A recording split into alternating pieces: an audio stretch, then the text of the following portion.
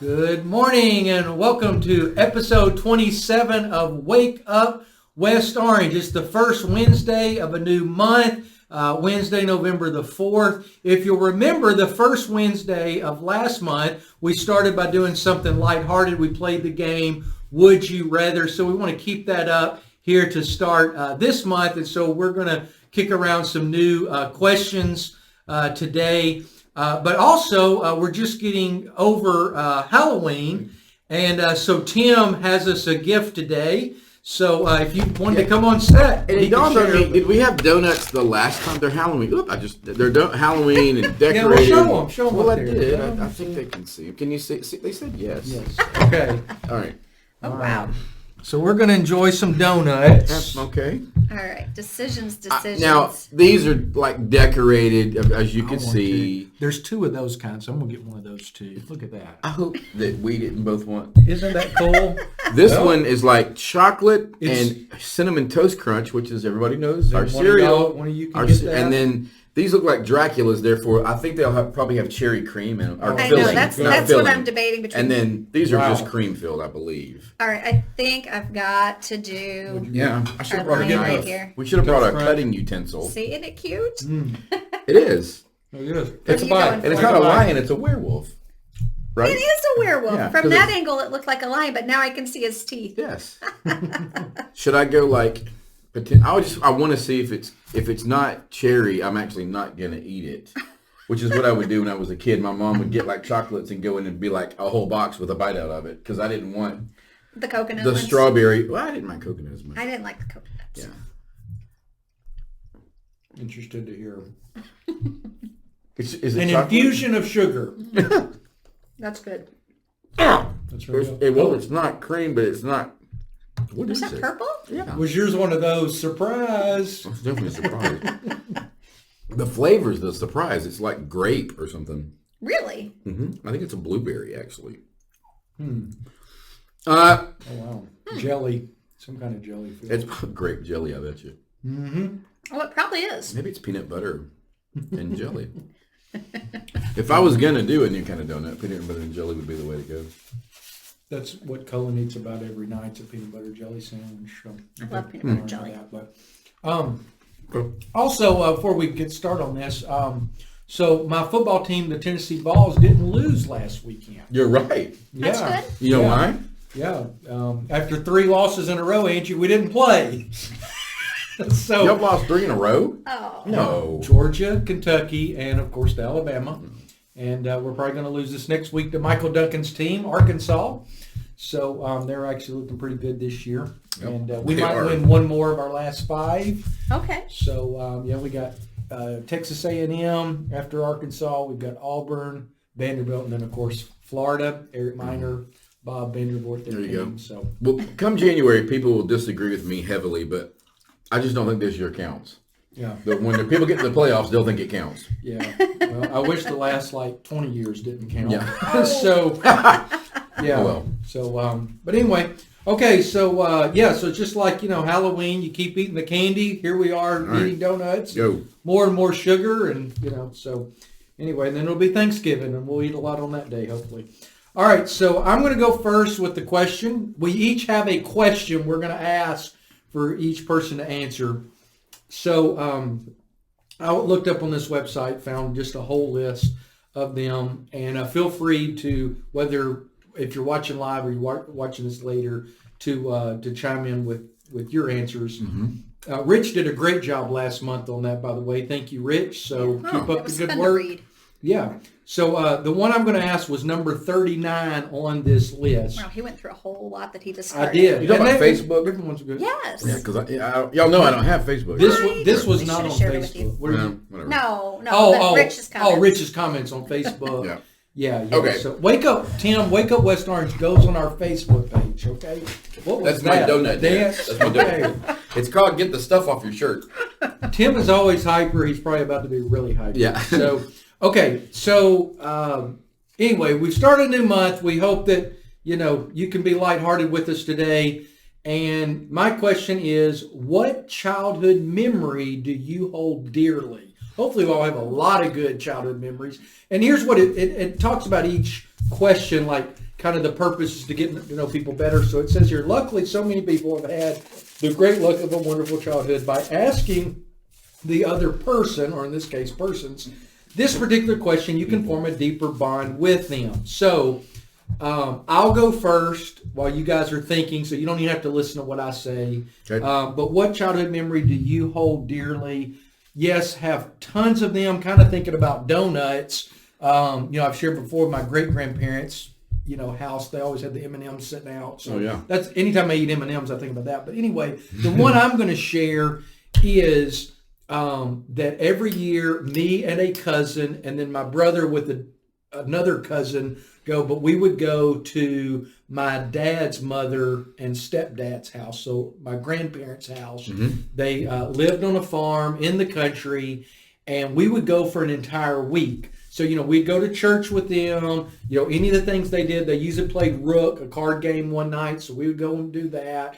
But there would always be special things. But probably my fondest memory with all of that, being on the farm and all, was we would always get to shuck corn, break green beans, just do a lot of the different things that you have to do, with crops coming in. So anyway, for me, just looking back, every summer that was something we looked forward to, and I'm sure our parents did too, of course. Oh, that was the whole point, really. Right. So anyway, what about you two? A favorite childhood memory?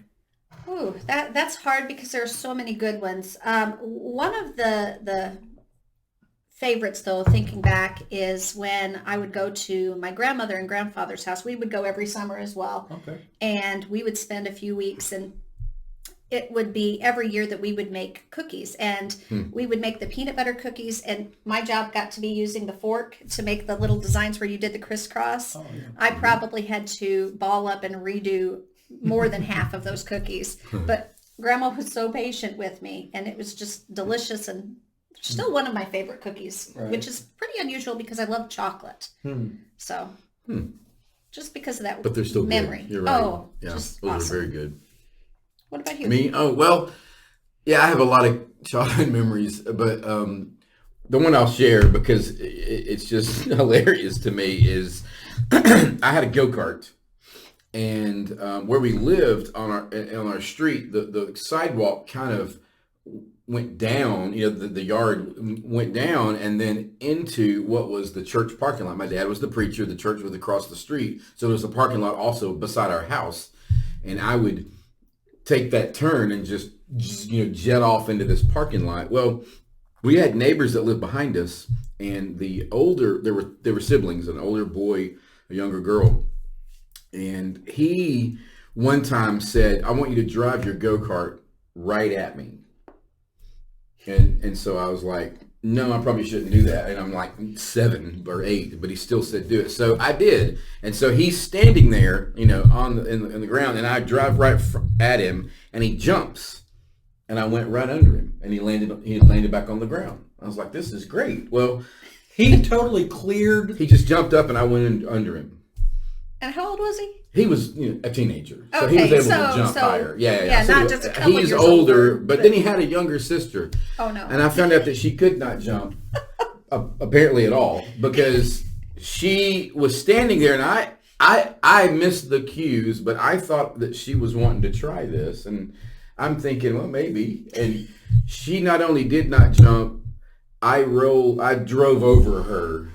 And it didn't even hurt her because of the way the wheels were and the way she was. She just laid down flat and just kind of went over her.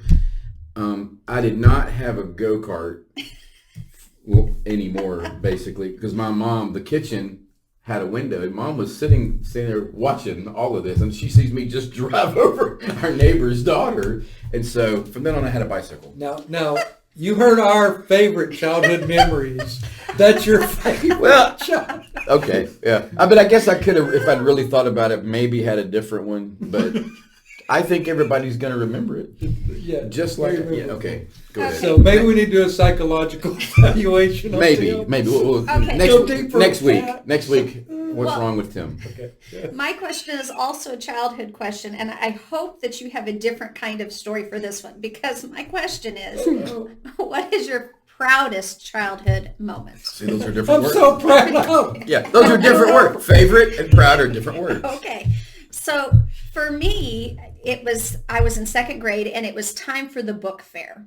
And they did this art contest and we had to design a poster as an advertisement for the book fair. Mm-hmm. And what makes this interesting is that I cannot draw. Like I'm at stick figure level, but I spent probably, it must have been 2 or 3 hours over the course of the week that we had to work on this, working and sketching. And I came up with this little slogan and I won the contest and they gave me a gift certificate so I could go and I bought this little bitty, I think it was a diary, something like that. And just the fact that I won something because of something that I am just not naturally good at. I was just so proud of that. Yeah. That's a great memory. Very good. So, okay, Well, I'm still thinking. I don't know.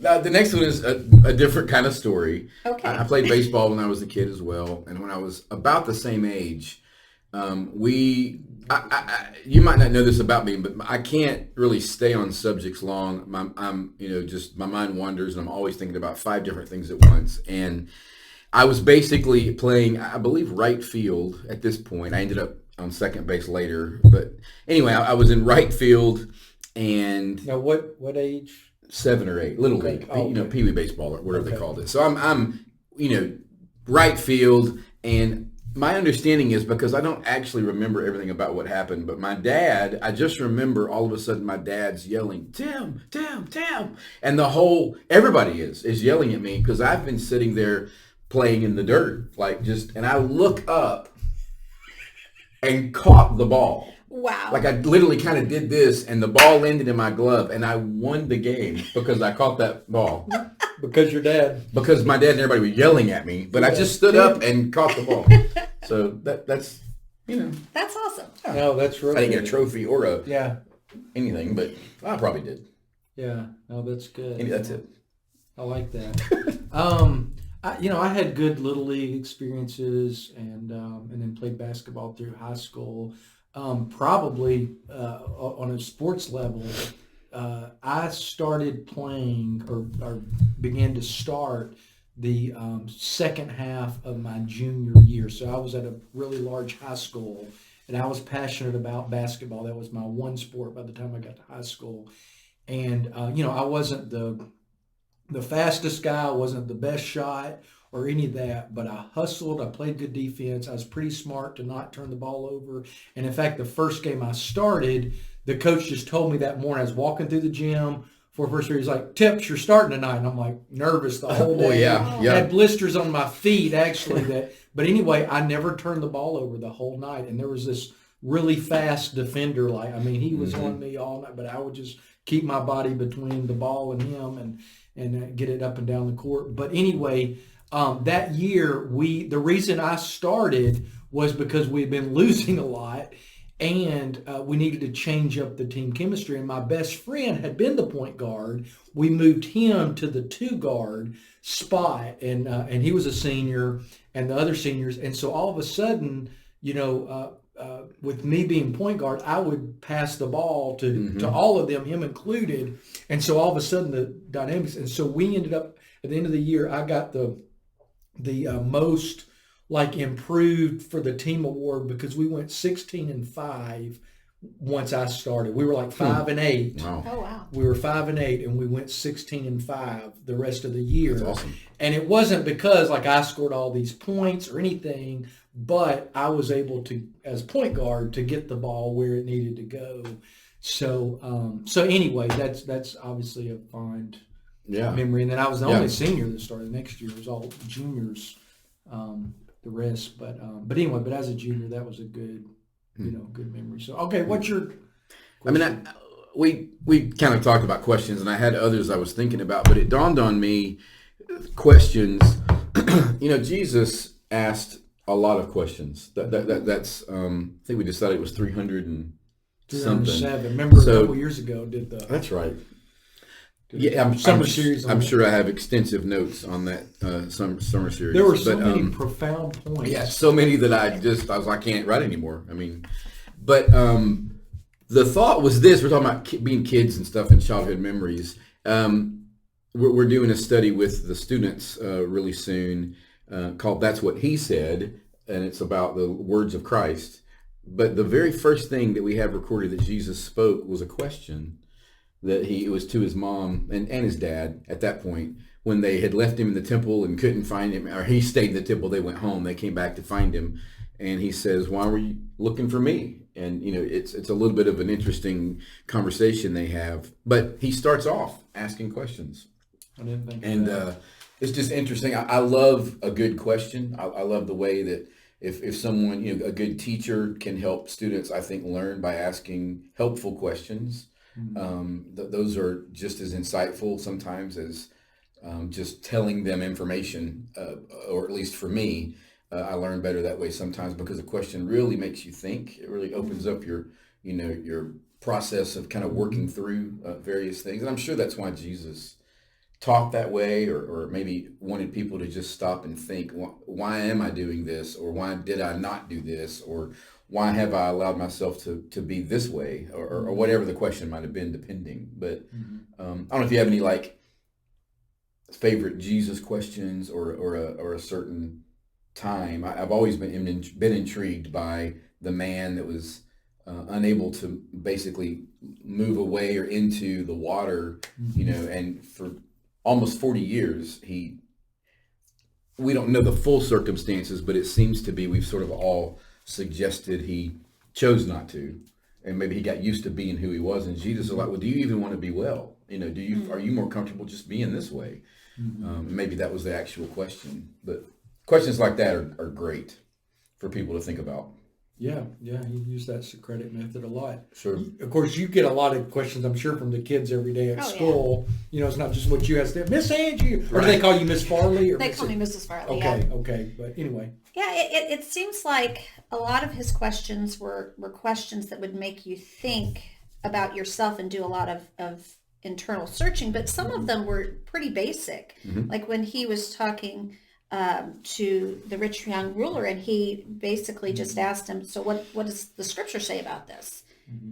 And that should have been like an easy question, but that right there is exactly what he needed to know. He needed to know, okay, this is what it says here. Well, if you want to do more than that, well, here's what you do. And we know how that situation turned out. Sure.